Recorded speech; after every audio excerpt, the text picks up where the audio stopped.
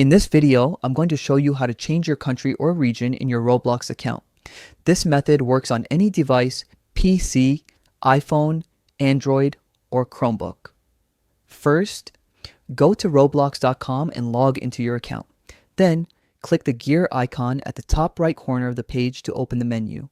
From there, select Help and Safety and then click on Help Center. Once you're in the Help Center, scroll down and select Roblox account. Now, in the search bar, type location. From the results, click on account location.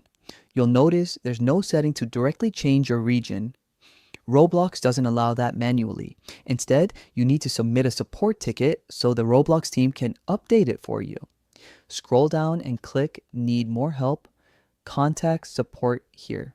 Enter your account information such as your username and email address. Then select your device type, go to Type of Help, choose How To, and under Subcategory, select Change My Location. In the description box, write something like, I've moved to your new country, but my Roblox account still shows your old country. Please update my location. Once done, click Submit.